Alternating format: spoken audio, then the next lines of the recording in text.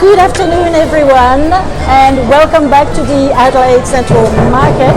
Saturday, buzzing in the market, Bastille Day Week-end, amazing atmosphere.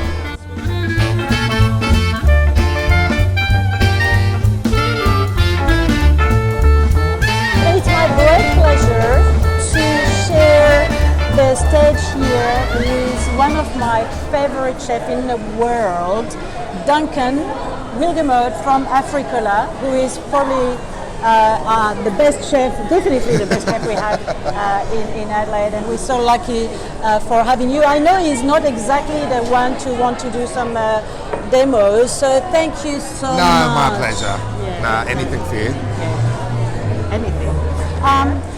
We're lucky to have that market in Adelaide, aren't we? We are, and you know, it's such an integral part of our community. And it's one of the things that I think sets us apart from any other states, really, is that we do have this atmosphere of, you know, really good food stalls, really brilliant produce, live music in the evenings. We're really lucky. So how much do you use the market for your ingredients? Do you come and shop here? Yeah, absolutely, quite a bit actually, especially stuff like obviously your shop. House of Organics in particular. It's really great for specialist items, but at home, this is what's in my pantry and in my fridge. It's all from the central markets, basically. Nice. So I approached you simply because I was so keen to tap into your brand. And cheese and chefs is not something that comes very naturally, because obviously cheese is not made by you. It's a wholesome product, so some chef would go, there's nothing for me to do with it, but you're not that kind of chef. And so a few weeks ago, I sort of brought a few cheese to Duncan, and instantly he created 3 amazing dishes. And the simple fact of, the presentation was out of this world. So this time I gave Duncan 1 cheese, and that's a cheese that is the equivalent of the reblochon in French. Reblochon is made with raw milk, so we don't have that, unfortunately, due to the raw milk issue. But we've got the Préféré de nos montagnes, which is the pasteurized version. Yeah. How did you go with that cheese? Oh, it's great. Like, it obviously, like Reblochon is so unpasteurized, has a particular, funk to it. I'm going to touch it because where this is actually really good. Cream cheese, a good cooking cheese. It's got a funk, hasn't it? It does. Exactly. So it's a wash rind, and every cheese that we call wash rind has that special little bacteria. The more you wash that bacteria, the redder the cheese becomes, the more complex the cheese becomes. The texture usually transforms itself into something super gooey, super sexy. It's just, I adore this. The family of cheese. They're so much fun. Exactly. And they stop you in your track. You go, just shut up a minute. What was that? Yeah. It's just so. All right. So what did you do with that? So we did a dish called Tartiflette, which is, as I could say, a really lavish dauphinoise potato. Really. And the thing about Tartiflette is, it's something you eat when you're, in the middle of winter, when you're skiing. Winter warmer by excellence, absolutely. Exactly, a glass of white wine and tartiflette is, you can't eat too much of it because it's so rich, but it does really warm the soul, warm the heart. And the really interesting thing about this dish, when you think of tartiflette, you go, wow, that's a really esoteric peasant dish. Yeah. But it isn't. It's a dish that was started in the 1980s by Reblochon producers to get rid of their excess cheese. I thought it was a lot older than that. Yeah. No, it's a big marketing ploy by the Reblochon makers. But that's very clever. It is, but for something that is, you could think of a little bit cynical, it's actually turned out to be an incredible dish. Yeah, absolutely. And everybody, the number of people that come here and said, have you got the cheese for the tartiflette? So it's certainly, that was a fantastic marketing idea, that's for sure. And what can go wrong? So tartiflette, the basic ingredients you have is potato, which obviously makes up the weight of the dish. Lardons, so little bacon or speck that's cut down to kind of finger size. Well, traditionally cream, chives, and that's about it, right?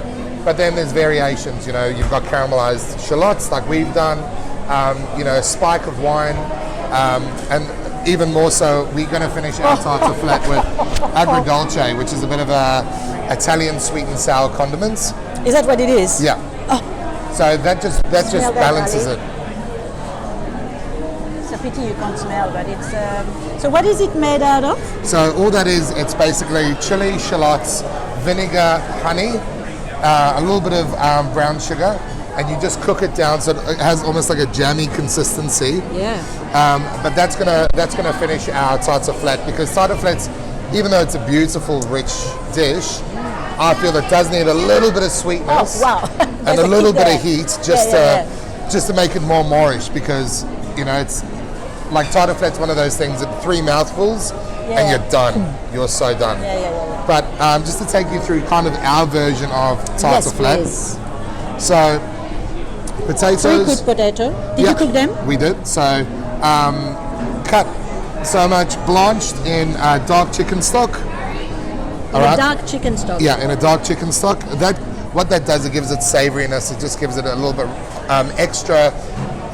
You can say richness, but a bit more depth. It makes it a bit more of a dish and not a garnish or a condiment, or a side, right? Good tip. Then what we do, unfortunately, we don't have hectic cooking facilities, so I pre-did this. Yeah. What's in here? We've got caramelized shallots. We've got a little bit of thyme, a little bit of marjoram. Once the shallots are caramelized, we throw in our lardons and we crisp that all up. We deglaze with some Riesling. Some Riesling? Yep. So deglaze, bring that all the way down so it starts to become syrupy in the pan. Then we add our double cream, bring that up to the boil. Then, which is not quite traditional, we then take half a thing of reblochon and then we melt it into the cream. Okay, so you've got reblochon melted in absolutely. there. So that makes it sort of an even distribution of richness. Cheese. Yeah. And all you're doing is potato and the reblochon cream lardon. Ooh, mamma mia! Mix. Oh, this one's for me. There's my name there. That's yours.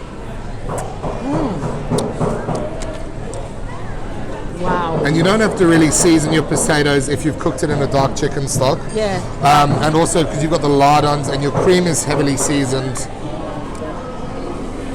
Oh my goodness me, this is seriously good. And more, of course. Then more. And you can be really lavish with this. Yeah.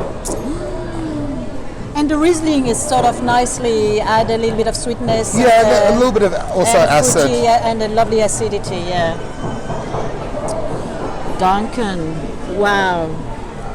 Well, that's tartiflette to the next level. That is for and sure. You know, obviously, just have more potatoes. Don't trust your head chef to do your mise en place and come to a demo, and you know, that's fine.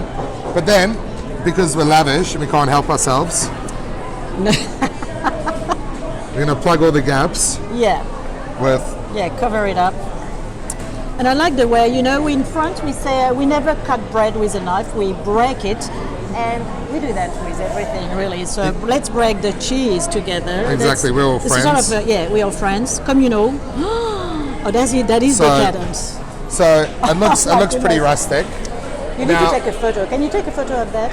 Now I've got one that I prepared earlier. Yeah, we're gonna keep that in our. Alicia's gonna take a nice photo because that's before, and in a minute you're gonna see after. Right. So, and look at yoo-hoo! Oh my goodness me! Hallelujah! So. Oh, that's unbelievable. So would you sort of present that as a portion to one of your customers? Yeah, I think that's probably about enough for about 10 people. Or one very hungry person. One super hungry person. But, you know, you want it to be caramelized. You want it to, you know... Oh, my God. If I can just jump in and grab a spoon. But then... Yeah. Okay. But then we just finish with some of our agrodolce. I'm so glad you came. Oh my goodness me. Is that good for a hangover? It's probably a fantastic hangover. Well, I'll let you know because I'm a little bit worse for wear today. But Nobody that's will it. be surprised. That is tartiflette à la Africola. La Africola. Yeah. This is absolutely amazing. Do you see that, Thomas? This is stunning. So how would you recommend us to... So how we would, what we would eat with this is really, beautiful crusty bread and a glass of something cold and white. Okay, so show us the way. Yeah, I should have brought some bread. Oh, yeah. Don't burn yourself. Obviously. Ooh, you already did. Oh, Duncan, this is just incredible. But suddenly, did you put more lardon in this one? Oh, that is just amazing. So, just quickly, this is amazing, and I'm going to put the recipe online, so don't fret. But do you carry a lot of what you learn through your French education? I do. I mean, every time you pick up a knife, you owe it to a French chef or a French master. I, spent most of my career working in a Francophile kitchen, in Michelin-star kitchens in England. So, it's Were you always at the there. Fat Duck? I was at the Fat Duck, but mostly with technique, Le Manoir's Saison and the Goose at Britwell Salon. Now, those are the restaurants that really taught me about French food, French culture, and French technique. And so, whatever I do, even if it's a bloody Japanese fusion Mexican taco restaurant, I will still always carry French training and French technique. Who knew? Well, and so what would be your favorite French dish, if out of your whole repertoire? You know what? Frisée lardon salad. Really? Because The simplicity of... it's just perfect. It's just a perfect dish for me, But that's what I like about French food. It's a very intellectual cuisine, What do you mean by that? Well, the thing is, the simplicity and the ingredients have to shine. The subtleties and the balance have to be so perfect, as well as the seasoning. It's like I have this conversation with Marco Pierre-White, once a week when we talk about the differences between, say, Italian food and French food. Italian food, it's very robust. It's very in your mouth, very blah, and it's hearty, and it's very generous. Yeah. And you don't have to think about it. You don't have to think about a pasta, really. You get it, you eat it, you're full, you love it, you move on. When it comes to French food, and that's what's always appealed to him, is the fact that it is very intellectual, and you have to think about the layerings and the subtlety. It's so hyper seasonal, and it's and that's the thing, and it's the joie de vivre of cooking, Yeah. And that a nice way to put it. Yeah. It's funny because everything you say about the French cooking, you probably could apply that to the French movie, the French cinematography. Yeah. It's so on the intellectual level, there's always layers and complexity. We are a little twisted in the head, but in a nice way. I think, there's always more to everything that is in front of you. And there's definitely more than what you see here, although what you see here is like exceptional, but the taste of that is out of this world. Are you going to add that in your menu? Oh, you know what, actually, we do a variation of that, and what we do is we smoke potatoes, and then we have, sort of double cream, then we layer it with Comté. Yeah, nice. And then we bake it in the wood oven. Oh, lovely. Yeah, lovely. And then we finish it with a little bit of a Comté custard, Nice. just to gratinate. Nice. So you've won like the best dish with your tea crackling. What was it? TT sandwich. Yeah. Yeah. So if you haven't been to Africola, the visit is a must. If you're in South Australia, if you're not, soon you'll be allowed to come our way. And Africola on East Terrace is a definite destination for all of you, simply because he's doing the best thing. Is just eat. What you see is what you get, and you're going to be greeted like that at his place. And It's true. Yeah, it's true. With heaps more swearing though. we try to keep him a little tame here, and they totally fail at keeping him tame at Africola.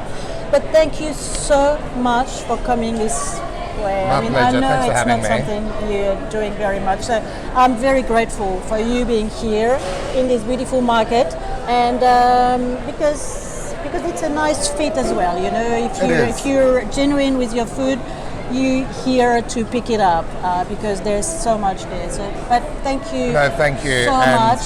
I just want everyone to know: support your markets. Stop going to supermarkets. There we go. Did you hear that? Yes.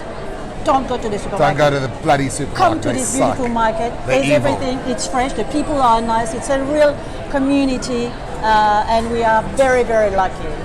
Thank you, Duncan. Thank you. Thank My you, pleasure. everyone, Thank you very much. for tuning in. It's been a ball. If you have any comment or if you need any information, send us a little message. We'll be very happy to answer. I promise, I'll put his recipe on our website as soon as I can. In the meantime, have a fabulous weekend. Happy Bastille Day. Happy Bastille Day. Joyeuse fête. Let's storm de la Parliament or Bastille. something. Let's storm something. À bientôt. Merci beaucoup. À demain. It was a real pleasure. Cheers, guys.